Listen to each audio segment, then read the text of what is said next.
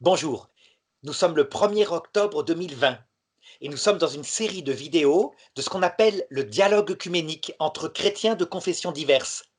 Je me présente, je m'appelle Arnaud Dumouch, je suis théologien catholique et devant moi Michael qui va se présenter. Donc oui, moi c'est Michael, je suis chrétien adventiste du septième jour, donc protestant. C'est une religion qui est née suite à un grand, euh, un grand conflit qu'il y a eu en 1844, une grande déception. Des gens attendaient le retour de Jésus et il n'y a pas eu ce retour à ce moment donné. Donc il y a eu cette religion qui est née de cela afin de redonner de la ferveur à ces chrétiens. Voilà, c'est ça. Donc c'est une confession particulière et c'est très Oui. intéressant parce que le sujet qu'on va aborder aujourd'hui, c'est celui-ci. Est-ce que, est-ce que nous devons suivre les 10 commandements exactement, parfaitement comme les suivait Moïse, à savoir principalement le commandement suivant, est-ce que nous devons fêter la fête du sabbat? Le sabbat, ça veut dire la fête de la création, qui est un commandement effectivement donné par Dieu à Moïse et dont tu vas pouvoir donner l'explication, Michael. Je te propose de commencer, de dire toi-même quelle est ta pratique. Oui. Donc, merci. Pour rappeler un peu ce qu'est le sabbat, je vais commencer justement au commencement, donc dans le livre du commencement, qui est la Genèse. Donc, on nous est présenté Dieu qui crée le monde en 6 jours, Genèse 1, et on voit, quand on continue en Genèse 2, parce que le récit ne se termine pas directement à Genèse 1, il faut continuer un peu les premiers versets de Genèse 2, que le Seigneur va se reposer. On pourrait se poser la question, pourquoi Dieu va se reposer? Il n'a pas besoin. Mais pourtant, il va se reposer, et le fait qu'il se repose ce jour-là, il va le mettre à part, il va le sanctifier, il va le consacrer précisément. Puis on voit effectivement que ce rappel va être fait à Moïse dans une observance au niveau des 10 commandements, donc en Exode 20, pardon, où on nous présente de se souvenir du jour du repos pour le sanctifier justement, et on nous dit car en 6 jours l'Éternel a fait les cieux, la terre, etc. Ce qui est intéressant de voir aussi, c'est que ce sabbat n'intervient pas uniquement à partir de Exode 20, parce que 4 chapitres avant, en Exode 16, on voit qu'il y a aussi mention de ce sabbat, du jour du repos de l'Éternel. Pourquoi? Parce que il y a la manne qui descend et Moïse va apprendre au peuple comment il faudra se comporter, précisément le 6e et le 7e jour. On va dire que le 6e, il faudra en ramasser une double portion, parce que le 7e jour est le repos de l'Éternel. Et on ne pourra pas ramasser la manne parce qu'il n'y en aura pas. Et cette manne-là va flétrir, va pourrir justement, et on ne pourra pas en ramasser ce jour-là. Donc on voit que cela intervient même avant les 10 commandements. On voit que Jésus lui-même va observer le sabbat. On voit que les disciples vont continuer aussi d'observer le sabbat. Et on voit particulièrement aussi, pour terminer, dans Apocalypse 14, qui est un message fort pour nous en tant qu'adventistes et pour le monde entier, parce que c'est le message des 3 anges. Le premier ange va dire, craignez Dieu et donnez-lui gloire, car l'heure de son jugement est venue, et adorez celui qui a fait le ciel, la terre, la mer, les sources d'eau. Donc cela nous fait clairement référence au sabbat du 7e jour. Donc pour nous, en tant qu'adventistes, le sabbat est une observance fondamentale. C'est reconnaître Dieu en tant que créateur. Donc observer ce sabbat n'est pas uniquement pour les Juifs, il est pour le monde entier, pour reconnaître que Dieu est créateur et qu'on l'adore. Eh bien, merci, Michael. Et alors, pour te dire dès le départ, hein, tu dois savoir que pour les catholiques et les orthodoxes, il n'y a évidemment aucune espèce de contradiction à fêter la fête de la création du monde, puisque Jésus-Christ, qui est Dieu pour toi comme pour nous, Mhm. est le créateur du monde. Et donc évidemment. Alors le problème, je vais te raconter ce qui s'est passé historiquement. C'est qu'au début de l'Église, eh bien, il n'y avait qu'un jour, un seul jour où on pouvait se réunir parce que c'était dans l'Empire romain qui était païen, il y avait beaucoup de persécutions. Et donc il s'est demandé très concrètement qu'est-ce qu'on devait mettre en avant, le plus important, par rapport à ces deux actes absolument géniaux qu'a fait notre Créateur. Il nous a d'abord créés, et puis à la croix, il nous a recréés. Alors pas recréés dans notre être, hein, mais recréés dans notre vie. Ça veut dire que tout d'un coup, la vie spirituelle qui avait été perdue suite au péché d'Adam et Ève a été redonnée extraordinairement, la mort et la résurrection de notre Dieu. Et donc, eh bien, pastoralement, l'Église s'est dit, ben oui, on peut fêter tout à fait le sabbat, mais les Juifs le font. Et donc, peut-être qu'on pourrait faire la fête plutôt comme l'ont indiqué les disciples de Jésus, à savoir le jour de la résurrection de Jésus. C'est ce que les pèlerins d'Emmaüs ont fait quand ils ont célébré l'Eucharistie ce jour-là, quand il marchait avec eux et qu'il était ressuscité, qu'ils ne l'avaient pas reconnu. Et donc, finalement, la décision pastorale, ce n'est pas une décision dogmatique, hein, a été prise à cette époque-là de mettre le premier jour de la semaine, non pas pour s'opposer aux Juifs, hein, même si l'opposition est venue très vite, mais c'est une décision des premiers chrétiens qui étaient des Juifs, tous. Tous étaient des Juifs. Hein. Les païens ne suivaient pas ça. Ils n'avaient pas le 7e jour comme ça. Et tous ont dit, ben on met plutôt le dimanche parce que c'est une fête plus importante que la création elle-même. Alors évidemment, des chrétiens partout au cours de l'histoire ont dit, il faut fêter les deux. Et ça s'est fait par-ci par-là. Et donc maintenant, on a des communautés catholiques, comme par exemple la communauté des Béatitudes, mais aussi l'ordre de Sion, qui fêtent les deux. C'est d'autant plus facile qu'il y a le week-end depuis quelque temps. Ça veut dire que ce n'est pas seulement le dimanche qui est jour de repos, mais le samedi, donc le sabbat, et le dimanche.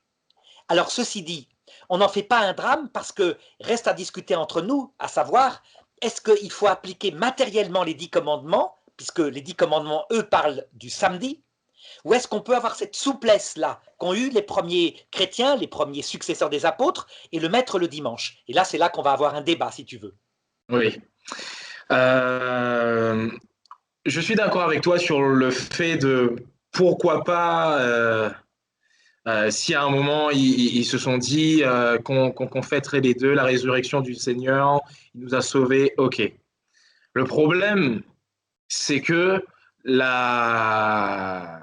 Sauf si je me trompe, et tu me le diras, mais quand moi je vois la majorité des chrétiens, et quand j'ai dit des chrétiens, je parle même des protestants, des catholiques, la majorité ne vont plus célébrer le sabbat, ne vont plus le célébrer. Or, c'est écrit, c'est la loi de Dieu, il faut célébrer le sabbat, il faut se souvenir. Pourquoi le Seigneur dit il faut se souvenir? Pourquoi il ne dit pas souviens-toi de ne pas tuer ton prochain, souviens-toi de ne pas, de ne pas convoiter les affaires du prochain? Il met l'accent sur souviens-toi de te reposer ce jour-là, d'observer. Pourquoi? Parce qu'on on va oublier. C'est parce qu'on va oublier cela. Et on voit dans l'histoire chrétienne que justement, on a un peu délaissé. Tu parlais justement de choisir un jour et on s'est dit qu'on va plutôt choisir ce jour-là. Le problème est là. On a dit qu'il faut se souvenir et les chrétiens, par choix, ils ont décidé de ne plus se souvenir. Que certaines communautés décident alors de fêter les deux, ok, mais le problème c'est de ne plus se souvenir et la majorité des chrétiens ne s'en souviennent plus et pensent carrément que fêter le sabbat serait être judaïsant et vont dire qu'on est sous la loi, etc. Non, on est sous la grâce aussi. En tant qu'adventiste du 7e jour, on est sous la loi, sous la grâce, pardon, on est sous la grâce du Seigneur et on se soumet au commandement du Seigneur, non pas pour être sauvés, mais parce que nous sommes sauvés et que nous observons ce qu'il dit. Et tout chrétien, tous ceux qui veulent suivre le Seigneur, se doivent de se soumettre à sa loi d'amour, hein, je précise encore une fois. Et pour ajouter aussi, ce sont à un moment les disciples, tu vas dire, et la continuité, les pères de l'Église, etc., qui vont décider de choisir ce jour-là, donc de choisir le dimanche comme célébration, jour de résurrection du Seigneur. Mais ça, c'est une tradition. Et le Seigneur lui-même va dire que, en Marc 7, que vous annulez le commandement de Dieu par votre tradition. Donc c'est là le problème de la tradition. Si on annule le commandement de Dieu de se souvenir du jour du repos, là, la tradition est un problème. Alors je comprends, parce que tu es protestant, et donc les protestants, effectivement, donne une valeur absolument unique et même centrale à l'unique canal de la révélation qui est pour vous l'écriture. L'écriture. Et c'est vrai que nous, catholiques, et les orthodoxes aussi, on a une source comme la vôtre, qui est l'Esprit Saint, mais on a, nous catholiques, trois canaux par où nous parvient, comment dirais-je, la révélation du Christ. Le premier canal, c'est quelque chose d'essentiel qui est avant l'écriture, et qui s'appelle la tradition. Mais tu as raison de distinguer la tradition qui serait d'origine humaine. Et par exemple, on voit comme quand saint Paul dit que les femmes portent un voile. Et il dit, c'est moi qui parle, hein. Si quelqu'un a une polémique, sachez que c'est mon avis. Donc ça, c'est la tradition humaine. La vraie tradition, c'est la tradition de l'Esprit Saint. Ça veut dire l'Esprit Saint, le paraclète envoyé par Jésus dans le cœur des saints, et qui leur rappelle tout ce qu'il a dit. Et effectivement, nous avons une place énorme à la tradition, d'autant plus que la foi chrétienne est très différente de la foi juive. À savoir, la foi juive, c'est effectivement une foi d'enfant et de serviteur qui obéit matériellement, pas seulement aux 10 commandements de Moïse, qui sont le cœur de la loi, mais aussi aux 613 commandements qui ont été donnés par la suite. Tandis que les chrétiens sont des amis de Dieu. Ça veut dire que Jésus a vraiment dit: je vous donne le pouvoir et tout ce que vous lirez sur la terre sera lié au ciel et tout ce que vous délirez sur la terre sera délié au ciel. Ça veut dire que les apôtres, vraiment, ont le pouvoir de réfléchir comment adapter les choses. Alors, regarde, ce qui va dans ton sens, c'est qu'effectivement, tu te rappelles, dans le Matthieu chapitre 5, verset 17, tu as un texte où Jésus dit: « N'allez pas croire que je sois venu abolir la loi ou les prophètes. Je ne suis pas venu abolir, mais accomplir. Car je vous le dis en vérité, pas un point sur un i de la loi ne sera aboli qui ne soit réalisé. » Et donc ça va un peu dans ton sens. On pourrait dire, surtout pour les 10 commandements, qui sont, comment dire, le cœur de la loi, qui ont même été mis dans l'arche d'alliance, avec le bâton d'Aaron et de la manne. Eh bien ça, c'est central, on ne peut pas les changer, mais matériellement, pas un seul signe. Eh bien, regarde la suite du texte. Tu vas voir comme quoi c'est pas qu'ils sont annulés, c'est qu'ils sont transfigurés. Regarde, tu parlais du commandement « tu ne tueras pas ». Eh bien, regarde ce que dit Jésus. Vous avez entendu dire, donc c'est le verset suivant, « Tu ne tueras pas. Si quelqu'un tue, il en répondra au tribunal. Eh bien, moi, je vous dis, quiconque se fâche contre son frère en répondra au tribunal.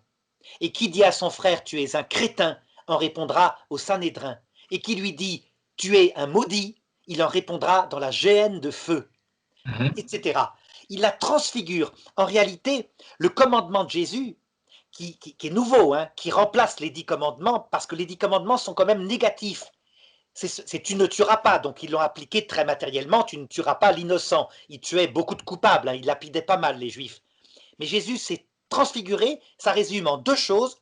Pour remplacer les 3 premiers commandements, tu aimeras ton Dieu de tout ton cœur, de toute ton âme et de toute ta force, à la manière dont moi, Jésus, je te l'ai expliqué, ça veut dire en te révélant le cœur du Père.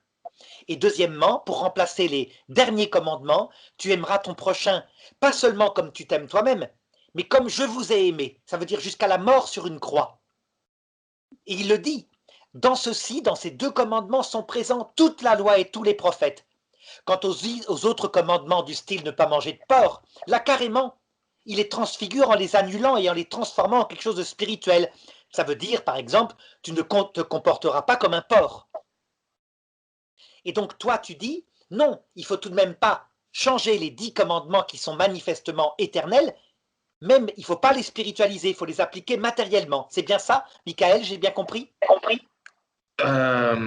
Le problème, c'est pas une question que ce n'est pas spirituel. Et tu parlais des Juifs qui restaient comme des enfants à faire matériellement. Je suis pas exactement d'accord parce qu'on peut voir justement, il y avait certains qui avaient vraiment bien compris. Regarde l'histoire avec Samuel et Saül. Samuel enfin Saül devait attendre Samuel pour faire le sacrifice. Et Saül n'a pas attendu Samuel, il a fait le sacrifice à la place de Samuel. Et Samuel va dire à Saül, mais Dieu préfère l'obéissance au sacrifice. Pourtant, les sacrifices, c'est vraiment quelque chose de charnel, de physique. Mais Samuel va dire à Saül, Dieu préfère l'obéissance au sacrifice. Donc, Samuel avait bien compris. Et pourtant, il était il avait bien compris cette spiritualité qu'il y avait dans les commandements de Dieu, bien que cette spiritualité doit être appliquée aussi matériellement dans la vie, sinon cela ne sert à rien. Jésus ne vient pas transfigurer, on va dire, et changer les 10 commandements en des lois qui passent de négatif à positif. Il vient simplement expliquer comment il faut les comprendre réellement, mais cela pas juste à ce moment-là, mais même depuis le début, avec le peuple d'Israël, il devait le comprendre de cette manière-là, non pas que physiquement tu ne tueras pas, mais aussi tu ne dois pas faire de mal en parole à ton frère, à ton prochain, parce que les paroles peuvent tuer. C'est ce qu'il veut dire aussi, et ça, c'est ce que le peuple aurait dû comprendre aussi bien avant. Bien avant. Et Jésus vient faire comprendre cela parce que c'est la loi que lui-même va donner avant. Il ne fait que faire comprendre quand lui-même il dit il est le maître du sabbat, il vient donner toute cette force justement dans le sabbat. Il vient dire c'est moi qui ai institué, c'est moi qui me suis reposé ce jour-là, c'est moi qui ai institué la loi. Vous ne pouvez pas dire que je n'observe pas le sabbat, vu que c'est moi-même qui suis le maître du sabbat. Donc c'est moi qui régis. Qu'est-ce que c'est que le sabbat? Ce qu'est réellement le sabbat. Ce n'est pas vos lois annexes, mais c'est moi-même qui suis l'initiateur du sabbat. Donc Jésus ne vient pas comme dire maintenant, c'est bon, vous pouvez suivre la loi, mais que spirituellement, en comprendre juste le fond. Non, il est important d'en comprendre le fond pour pouvoir l'appliquer réellement, parce que si on ne comprend pas le fond, on l'applique cette fois-ci strictement et sévèrement. Or, nous, on dit qu'il faut en comprendre le fond pour l'appliquer avec amour. Ça, je suis d'accord, complètement d'accord, hein, Michael. Sauf que regarde, tu dis, et avec raison, que ce que préfère Dieu, c'est le sacrifice, l'obéissance du cœur à des sacrifices extérieurs. Mais ce n'est pas la même obéissance. À l'époque de Moïse, tu vois bien que Dieu, il terrorise son peuple. Il lui dit, si quelqu'un monte sur le mont Horeb, homme ou bête, il sera mis à mort. Quand tu as peur de Dieu, tu ne peux pas l'aimer. Et regarde comment Jésus change l'obéissance. Il dit dans Jean chapitre 15, verset 15, « Je ne vous appelle plus des serviteurs, parce que le serviteur ignore ce que fait son maître. » Et j'aurais pu ajouter, il a peur de son maître peut sévir. « Mais je vous appelle maintenant mes amis, parce que tout ce que j'ai entendu de mon Père, je vous l'ai révélé. » Tu vois, c'est une obéissance d'amour maintenant, alors qu'à l'époque, c'était une obéissance matérielle, au point que tu te rappelles peut-être cette histoire de ce prophète à qui Dieu avait dit, tu vas voir tel roi, tu lui annonces quelque chose et tu reviens, et tu ne devras pas manger en route. Tu reviens directement dans ton pays sans rien manger. Et alors, un autre prophète du roi le croise et lui dit, mais si, j'ai reçu un ordre de Dieu, tu peux manger maintenant.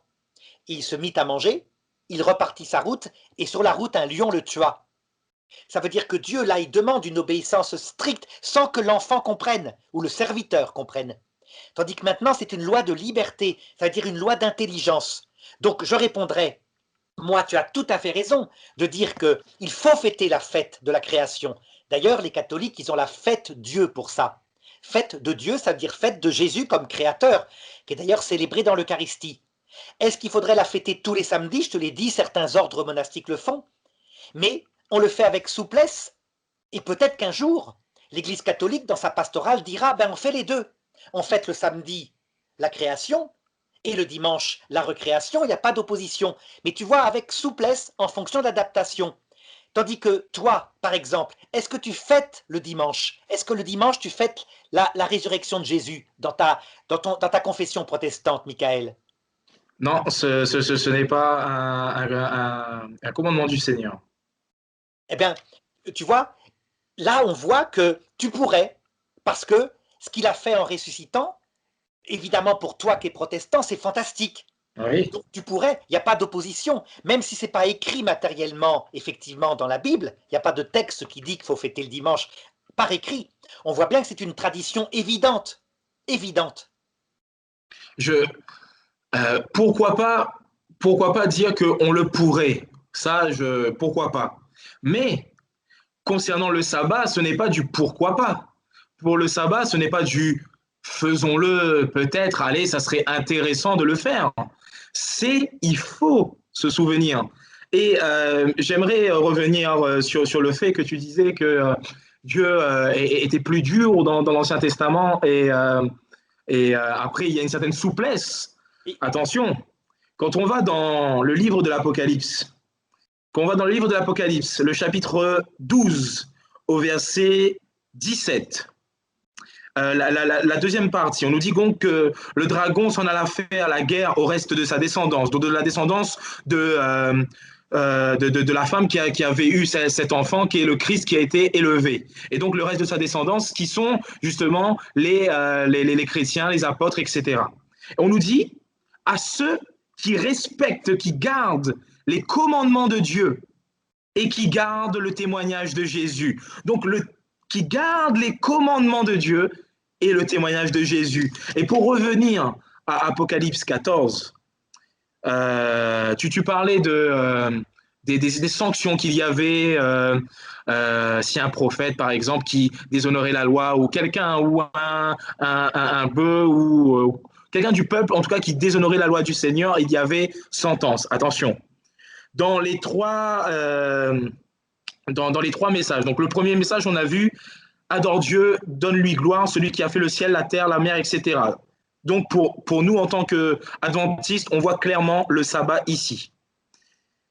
Deuxième ange, il nous dit, elle est tombée, Babylone la grande, elle qui a fait boire à toutes les nations le vin de la fureur de sa prostitution. Et un troisième qui vient et qui dit, si quelqu'un adore la bête et son image, et s'il reçoit la marque sur son front et sur sa main, attention, qu'est-ce qui lui est réservé? Il boira lui aussi du vin de la fureur de Dieu, versé sans mélange dans la coupe de sa colère, et il sera tourmenté dans le feu et le soufre devant les anges, devant les saints anges et devant l'agneau. Donc, ici, on voit clairement qu'il y a une sentence. Il ne faut pas faire croire qu'il y a une souplesse de Dieu et le châtiment de Dieu n'est plus réservé. Le châtiment de Dieu pour ceux qui ne se soumettent pas à craindre Dieu, à le donner gloire en tant que créateur ici, donner gloire à celui qui a fait le ciel, la terre, la mer, etc. Ben, il y a quoi? Il y a la coupe de la colère de Dieu versée sans mélange. Donc, il n'y a pas de souplesse ici. Versée sans mélange, c'est vraiment cette coupe, elle est pure de colère, mais de colère sainte, bien sûr, parce que Dieu, il est pur, il est saint, il est vérité, mais d'une colère sainte et qui est réservée à ceux qui n'auront pas, et donc à ceux qui ne gardent pas les commandements de Dieu et le témoignage de Jésus. Alors, regarde, quand tu regardes Jésus à la croix, tu comprends bien que dans l'Apocalypse et dans l'Ancien Testament où tout est accompli, la colère de Dieu, c'est la colère d'un amour immense. Donc, il ne faut pas imaginer Dieu comme un schizophrène, c'est-à-dire qui aimerait et qui mourrait pour des gens qui lui crachent dessus à la croix et qui, parallèlement, après, parce qu'ils n'ont pas obéi à tous les commandements, les ferait griller en enfer matériellement, comme le dit le texte. En fait, on sait bien, c'est une loi de liberté. Et donc l'enfer Oui. existe réellement, mais ce sont des gens qui commettent le péché contre l'Esprit Saint qui y vont. Ça veut dire des gens qui méprisent le salut jusque face à Jésus quand il leur apparaît. Regarde, par exemple, tu me dis, il faut obéir, sinon il y a sanction. Est-ce que tu es circoncis, Michael? Non, mais ça ne fait pas partie des 10 commandements. Regarde un petit peu, je te lis le texte. Genèse chapitre 17, verset 13. On devra circoncire celui qui est né dans la maison, etc. Mon alliance sera marquée dans votre chair et ce sera l'alliance éternelle. C'est pas effectivement dans les 10 commandements, mais tu vois que c'est Dieu lui-même qui la donne, comme il a donné les 10 commandements, et c'est éternel. Donc si tu appliquais, et c'est ce qui a été d'ailleurs une vraie question au début chez les premiers chrétiens, si tu devais appliquer avec force, au moins tu pourrais dire, ben je vais appliquer ça puisque c'est éternel. Peut-être que les 600 autres commandements, ça sera moins important, mais là, la circoncision, non. Pourquoi? Eh bien parce que tu as compris, évidemment, que c'était maintenant une circoncision dans le cœur, que c'était spiritualisé. Effectivement, ton argument consiste à dire il faut garder simplement les 10 lois qui étaient dans l'Arche d'Alliance. Eh bien, prenons-les, analysons-les, ces 10 lois. Tu te rappelles un petit peu comment Dieu les a données? Effectivement, Moïse est monté sur le mont Horeb, et c'est Dieu lui-même qui les a écrits avec son doigt. Tu te Oui. rappelles? Oui. Donc c'est différent, où là on pourrait se dire, ben, les 600 autres commandements, c'est Dieu qui les a inspirés à Moïse, et c'est Moïse qui les a écrits, avec sa mentalité. Mais là, c'est Dieu tout seul. Oui, sauf que là, regarde la chose suivante. Moïse descend de la montagne parce qu'on lui annonce que le peuple s'est prostitué avec une idole, un veau d'or qu'ils se sont mis à adorer en disant « Regarde, c'est ton Dieu qui t'a fait sortir d'Égypte ». Ils ont donc fait une image qui s'oppose au troisième commandement. Tu ne représenteras pas Dieu par une image. Alors Moïse est en colère, il prend les tables de la loi, il les casse par terre et il fait détruire l'idole. Et ensuite, Oui. il remonte sur la montagne et là, il est marqué deux choses contradictoires. Il est marqué dans un verset que Dieu réécrivit sur les nouvelles tables qu'il avait taillées la loi. Il y a un autre verset que c'est Moïse qui l'écrivit. Mais effectivement, si Moïse l'a écrit et si Dieu l'a écrit, ça veut dire qu'en fait, on est là aussi dans quelque chose qui vient des deux, qui est une alliance entre l'intelligence humaine inspirée par Dieu. Mais c'est quelque chose de très important, tu as raison, puisque c'est dans l'Arche d'Alliance. Mais quelle différence y a-t-il avec le verset sur la circoncision? C'est perpétuel, or on n'est pas circoncis. Voilà, je te laisse répondre à ça. Alors, pour revenir là-dessus, donc, donc, je vais lancer un point que nous deux, on ne sera pas d'accord, mais que tu m'accorderas que la plupart des protestants pensent comme cela. C'est-à-dire qu'il n'y a pas d'enfer éternel. Tu es d'accord avec moi? Les protestants disent pas d'enfer éternel. Tandis que nous, catholiques, si, on dit il y a un enfer Voilà. éternel, réellement. Hein. Voilà. Mais attention, qui est le péché de la personne, c'est-à-dire Oui. c'est la personne qui, elle pourrait, dit saint Martin, sortir de l'enfer, mais jamais ils ne veulent, pour une raison simple, c'est que jamais ils ne cèdent. Ils sont parfaitement lucides, parfaitement maîtres d'eux-mêmes, et ils méprisent le salut de Jésus-Christ. Donc, ils en récoltent la solitude, la rage, toutes les peines Oui, que oui. Jésus, mais qui sont des peines spirituelles, hein, qu'il ne faut pas prendre matériellement, mais l'enfer est bien éternel chez les catholiques, chez les protestants originels aussi. Ok, donc voilà, donc pour nous, l'enfer n'est pas éternel. Et du coup, comme tu as parlé de cette loi de circoncision qui est écrite, donc c'est une loi perpétuelle, donc éternelle. Euh, Si par exemple on va dans Jude, donc c'est une petite épître, hein, Jude, il n'y a qu'un seul chapitre, Jude, le verset 7. On nous dit de même, Sodome et Gomorrhe et les villes voisines se sont livrés comme eux à l'immoralité sexuelle et à des relations contre nature, sont donnés en exemple et subissent la peine d'un feu éternel. Donc ici, on nous fait repenser au feu qui était descendu sur Sodome et Gomorrhe et les villes voisines, mais on se dit, est-ce que à cet endroit-là, ce feu, il continue toujours d'être là? Est-ce qu'il est toujours là? Non, il n'est plus là. Pourtant, on nous dit que c'est en exemple d'un feu éternel, c'est-à-dire qu'on peut normalement le voir, et c'est en exemple devant nous. Or, cela n'est pas en exemple devant nous d'un feu éternel, on ne le voit pas. Comment il faut comprendre alors cette parole-là de feu éternel? C'est que cette sentence-là, elle est éternelle. On ne peut plus revenir là-dessus. Cette sentence-là, elle est éternelle. C'est à un moment donné. C'est-à-dire que la sentence que Dieu a mis, cette fois-ci, voilà, elle a été faite. Mais ce n'est pas une continuité dans le temps. Cela a été fait à un moment donné, jusqu'à un moment donné. Et cela, on peut retrouver, je ne vais pas exposer tous les autres versets qui parlent de cette notion d'éternel et de perpétuel et qui finalement n'est pas réellement perpétuel. Il y en a beaucoup dans l'Ancien Testament, etc.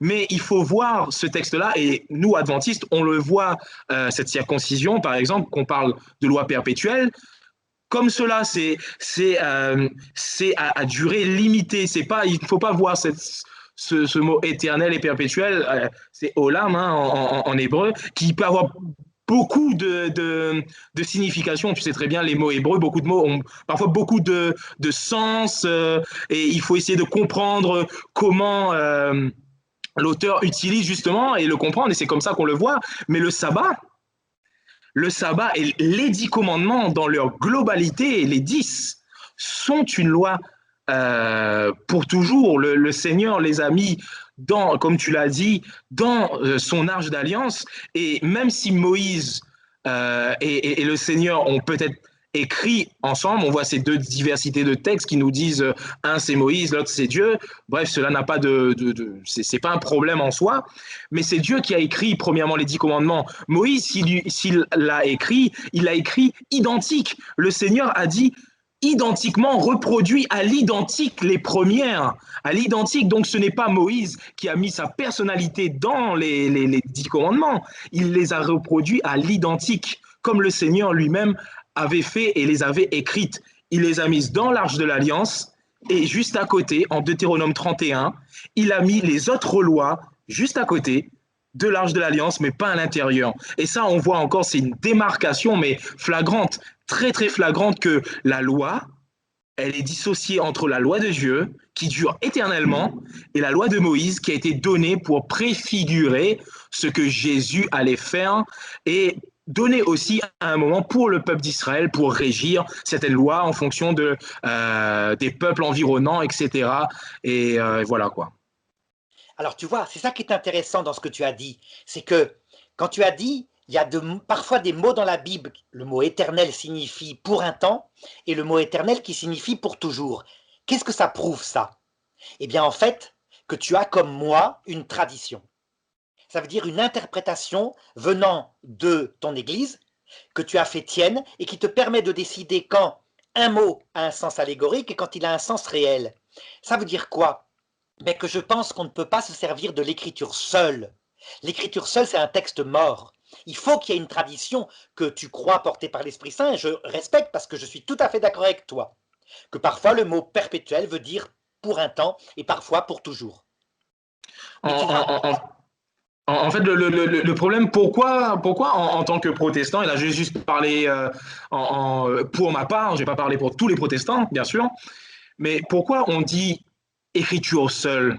Parce que le problème, c'est que, encore une fois, si la tradition, elle vient, euh, elle vient contrecarrer, entre guillemets, ou abolir, comme Jésus a dit, le commandement de Dieu, ben, ce n'est plus une bonne tradition, ce n'est pas quelque chose qui est porté par l'Esprit Saint. le Si problème, elle vient, c'est que tu ne peux pas savoir quand est-ce que tu contredis ou pas. Tu ne peux que le décider avec ta conviction.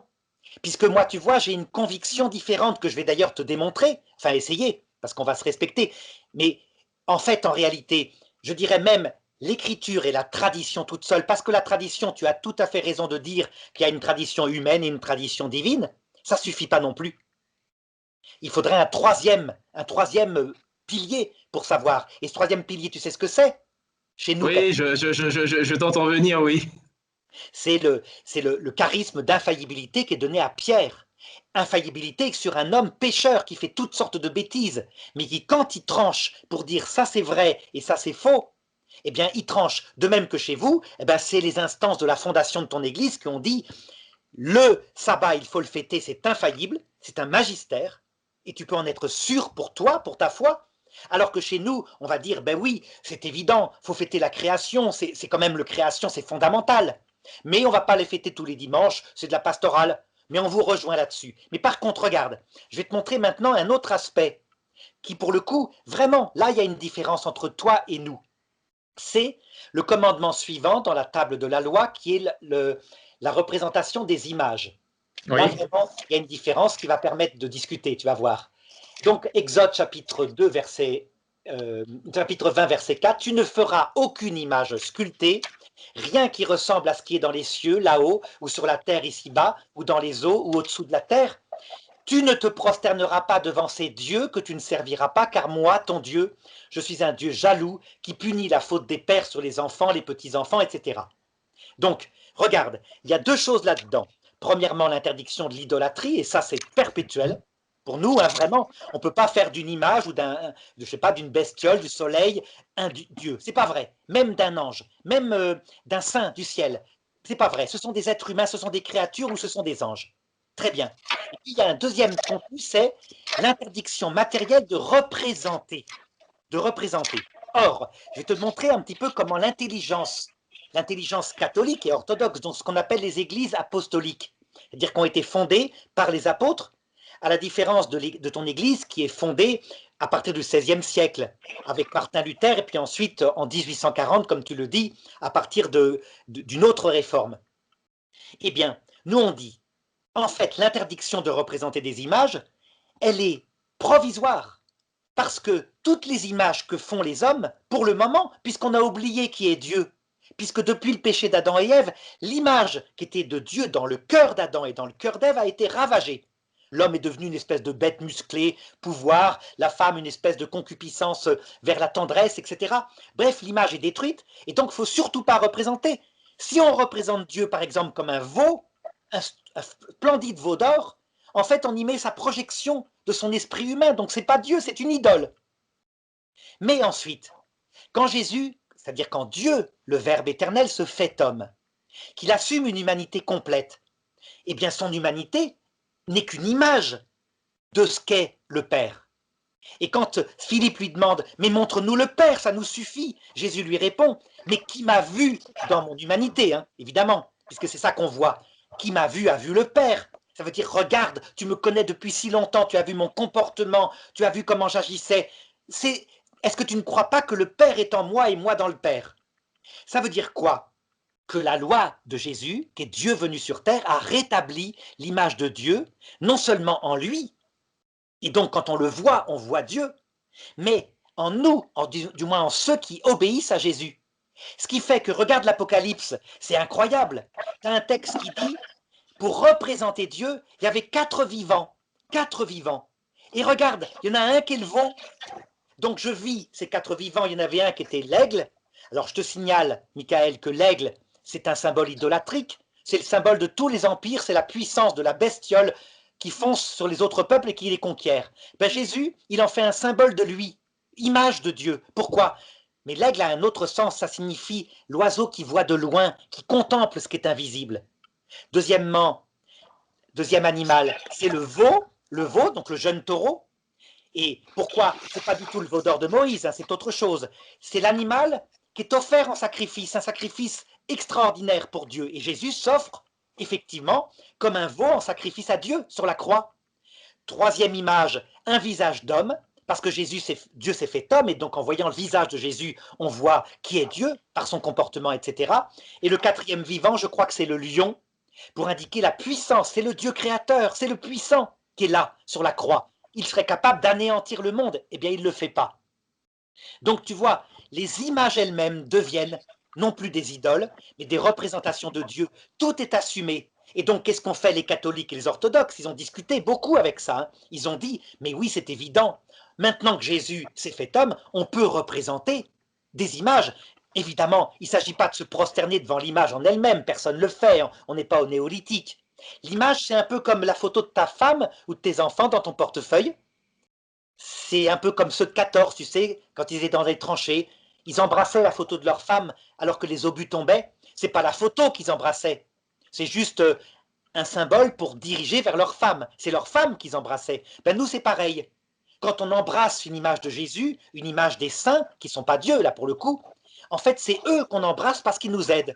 Dieu parce qu'on l'adore, donc Jésus-Christ, et les saints parce qu'on les honore. C'est nos papas, nos frères, nos sœurs, nos pères du ciel. Tu vois? Donc, le commandement de Moïse, il est évacué, il est transfiguré, disons. Qu'est-ce que tu en penses?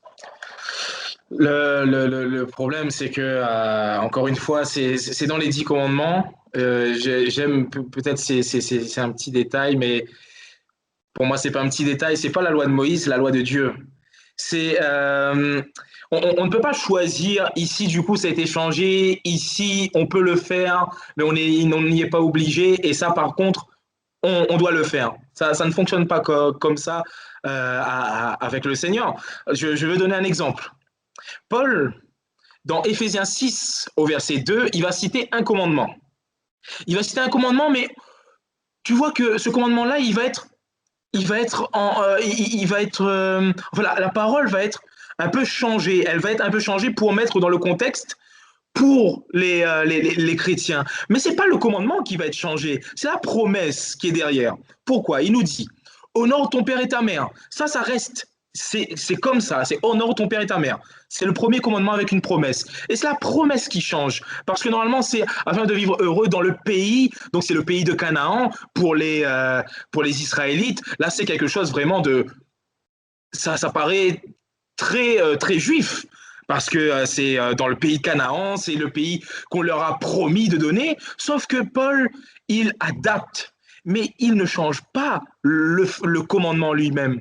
Honore ton père et ta mère, c'est le premier commandement avec une promesse, afin que tu sois heureux et que tu vives longtemps sur la terre. Donc voilà, c'est la promesse qui a été changée, mais le commandement, il n'est pas changé. Le commandement, il n'est pas du tout changé. Donc, on ne peut pas dire que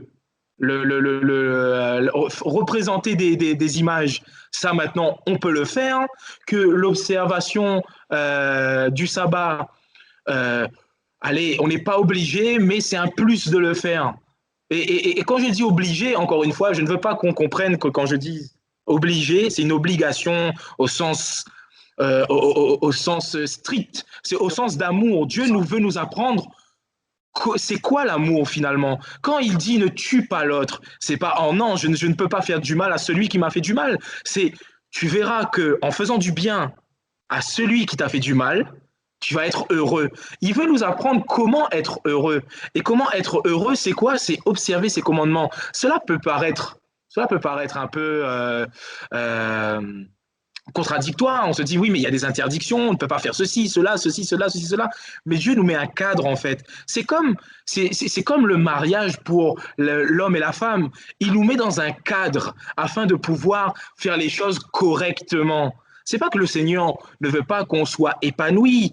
Il veut nous faire comprendre que, et c'est là le problème avec Adam et Ève, ils ont voulu savoir c'est quoi le bien et le mal et faire comme eux, ils veulent et savoir faire les décisions par eux-mêmes.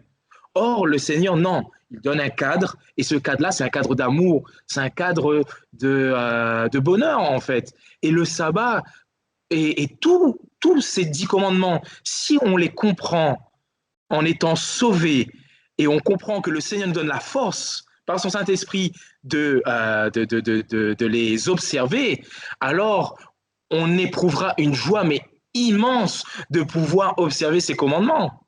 Oui, mais regarde, Michael, pour ce qui est du sabbat, il n'y a pas de problème. Et je suis peut-être persuadé qu'un jour, un pape prendra la décision pour l'Église catholique que on fête la création le samedi, on fête la résurrection le dimanche. Ça sera possible. De même Mais que les apôtres. Oui, pour mais revenir regarde, attends, sur les icônes alors, oui, pour justement, revenir sur les images, regarde, c'est tout à fait différent. Tu te rappelles peut-être la polémique qu'il y a eu dans l'Église universelle, donc bien avant que ton Église existe, hein. Il y a eu, vers 700 après Jésus-Christ, sous l'influence de l'islam, qui lui reprenait les commandements de la loi ancienne, dont la circoncision, etc. Pas tous, hein, pas les 613, mais quelques commandements. Eh bien, un empereur byzantin qu'a dit, il a réuni un concile, le concile de Hieria, qui a abouti à l'interdiction des images dans l'Église universelle.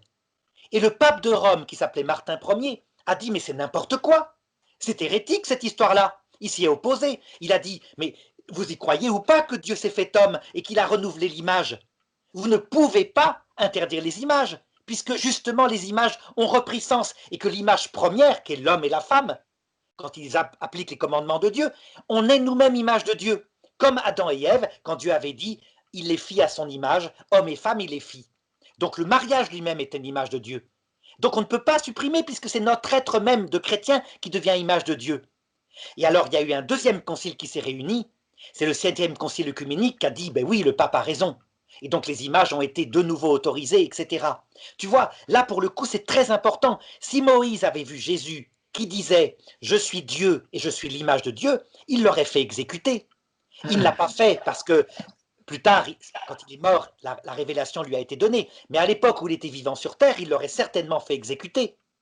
Par contre, il lui est apparu à la transfiguration. Là, il était cette fois sauvé, transfiguré. Il lui est apparu avec Élie pour bien montrer qu'il comprenait. Donc tu vois, sous ce rapport-là, on ne peut pas dire que ce commandement des images est intact. Il est vraiment transfiguré, il est changé. Ce commandement est pour moi intact. On parle bien d'images taillées. Ce qu'a vu Moïse même, on dit qu'il a vu une représentation de l'Éternel. Parfois, il voyait cet ange de l'Éternel. Ces trois hommes qui étaient venus vers Abraham, etc., etc. Donc, il y avait une représentation quand même. Donc, Jésus, lui, il est Dieu, il est vivant. Ce n'est pas une statue, ce n'est pas une image taillée. C'est bien ce que le commandement dit, une représentation, une image taillée. Si Moïse aurait vu Jésus à ce moment-là, il n'aurait pas appliqué cette loi ici parce que c'est hors contexte. Jésus est Michael, Dieu, il que l'est. tu as bien Or, une compris, image Michael, taillée ne peut être Dieu. tu as bien compris, Michael, que l'image taillée n'est rien. C'est rien. C'est juste la photo de ta femme dans ton portefeuille. C'est Oui, pas mais on ne l'image peut pas elle-même. faire une représentation de ce qui est, comme on dit, de ce qui est dans les cieux, etc. Et, et rendre, rendre un culte à ces images. Et je précise pour dire ça, parce que tu vas me dire que vous ne rendez pas de culte, Mais oui, vous ne rendrez pas d'adoration envers ces images. Mais le problème, c'est le fait de pourquoi alors, pourquoi se rendre vers ces images, pourquoi se prosterner devant, pourquoi en avoir alors? On c'est n'a très pas simple, besoin d'avoir Michael. ça. On n'en a Michael, pas besoin regarde, d'avoir. tu es un être sensible. Ça veut dire que Dieu, qui est infini et éternel, qui n'a pas de corps, eh ben, l'atteindre en lui-même, c'est compliqué pour nous qui sommes des êtres dont notre connaissance passe par nos sens. Et donc Dieu choisit pour nous permettre d'aller vers lui en attendant la vision béatifique dans l'autre monde, où là, on le verra indépendamment de toute image, on le verra face à face. Donc ça sera accompli, on peut le dire, le commandement Moïse. Mais Dieu permet que sur terre, il s'est fait homme pour justement qu'on puisse remonter à lui à travers une image sensible. Ça s'appelle l'incarnation. Et donc, il s'adapte à notre psychologie. Résultat, de même que si tu es séparé de ta femme, tu as son image contre elle, tu la regardes, tu l'embrasses, c'est pas l'image elle-même que tu embrasses. On n'est pas, je t'ai dit, au néolithique. On est vraiment des hommes modernes. C'est Jésus que tu embrasses, mais c'est un support d'être sensible. Voilà, tu vois. Eh bien là, ça se comprend. Le problème, c'est que bon, il y a une différence entre une photo de sa femme qui n'est pas là, qui, euh, qui est plus loin, qui ne peut pas être en notre présence. Or, Jésus, je serai avec vous tous les jours jusqu'à la fin du monde. Je n'ai pas besoin de représentation pour me dire pour me faire penser au Seigneur. Le Seigneur est avec moi, le Seigneur est là, le Seigneur réside avec nous. Je peux sentir sa présence avec moi. Je n'ai pas Premièrement, je n'ai pas besoin d'avoir d'image. Je ne dois pas en avoir. Ça, c'est. Non, premièrement, je ne dois pas en avoir. Deuxièmement, je ne devrais pas euh, sentir le besoin d'en avoir parce que le Seigneur Michael, est avec moi. tu ne peux pas faire autrement, puisqu'il est avec toi, complètement d'accord, il habite même dans ton cœur, mais pas sensiblement, sauf par des grâces sensibles parfois, mais pas visiblement. Et donc, quand par exemple tu te représentes, tu médites sur la passion de Jésus à la croix, reconnais que dans ta tête, tu as une image et tu vois bien la croix. Tu as regardé le film de Mel Gibson, par exemple, La Passion du Christ, je ne sais pas si tu l'as Oui, vu, ça oui, t'a oui. pas, ça t'a pas choqué. Et pourtant, il y a bien Jésus qui est représenté. Dans ta tête, dans le cinéma intérieur, quand tu pries, il y a bien des images. Tu es obligé. Si jamais tu te passes complètement des images qui sont données à travers Jésus dans l'évangile, au moins dans la tête, ben à un moment donné, il ne te reste plus que la Trinité avec les processions des personnes et tu finis par, eh ben, tu vois, comme une voiture qui a plus d'essence parce que tes sens ne sont pas nourris. Donc, en admettant que tu ne veuilles pas d'image extérieure pour t'aider, ce que moi j'admets parce que je crois qu'on a besoin de ça et aussi extérieurement par nos sens, tu as au moins l'image intérieure. Tu ne peux pas faire autrement. Oui, mais comment te dire, le texte, il est clair. C'est vous ne ferez pas d'image taillée. D'image taillée. C'est vraiment, c'est vraiment là-dessus que je veux porter. Ce n'est pas une question de se faire. Parce que de toute façon, on peut imaginer effectivement que comme Jésus, il a été homme, on a l'image d'un homme dans sa tête. Ce n'est pas une image taillée, hein, mais on a l'image d'un homme dans sa tête qui n'est pas taillée. On peut essayer de voir sa vie, etc., etc. Mais le Seigneur, son commandement, c'est bien pas d'image taillée, pas de. Et encore une fois, ce n'est pas une question que le Seigneur ne veut pas du coup que nous ayons des choses. Il se montre insensible. Alors, vous ne pourrez pas de faire de représentation parce que je ne veux pas que vous ne, même si vous êtes des hommes, des êtres sensibles, vous ne pouvez pas avoir cela, etc. Non, il veut nous montrer et nous différencier. Il veut faire comprendre que c'est comme ça qu'il agit. Parfois, ça peut nous dépasser. Euh, Dieu dit bien Là, ça te Dieu dit bien fout, que la folie de Dieu, est plus forte que la sagesse des hommes. Je sais Donc, bien, on ne mais peut pas Michael, comprendre. dans ce cas-là, tu reconnais toi-même qu'il n'y a pas d'explication logique, si ce n'est une obéissance humble que tu fais aux 10 commandements, parce que ton dogme dit que là, matériellement, il faut les suivre. Mais Et par spirituellement, contre, spirituellement, puis matériellement. spirituellement, bien sûr, hein, je reconnais tout à fait. Par contre, pour le Shabbat, là, tu avais tout à fait raison. Moi, tu vois, c'est logique, je suis quelqu'un de logique, je dis, mais pourquoi est-ce que la fête de la création s'opposerait à la fête de la recréation? C'est toi qui as raison, on pourrait l'instituer, mais vraiment. Alors que là, tu n'as pas d'explication logique parce que, tu comprends, tu es dans une obéissance un peu comme un musulman, en disant, je ne comprends pas, mais Dieu sait ce qu'il fait. Pourquoi pas? Ça ne me dérange pas, hein. Mais simplement, je te montre comment nous, catholiques et orthodoxes, on fonctionne. Tout est logique. Tout est logique parce qu'on est des amis de Dieu. Et que rien de ce qu'il a commandé n'est illogique. Je peux tout expliquer. Tout, par exemple, je ne sais pas moi, l'Eucharistie, où Jésus se fait, où Dieu se fait pain, c'est parce qu'un pain, on le mange, il descend dans notre ventre, et donc c'est logique, c'est avec ce que tu dis, c'est afin qu'évidemment, après, eh ben, on puisse le prier parce qu'il habite spirituellement dans notre cœur. C'est ça qu'il veut faire comprendre de manière sensible. Même si toi, tu crois peut-être pas en la présence réelle dans l'Eucharistie, le symbole est là, on voit bien.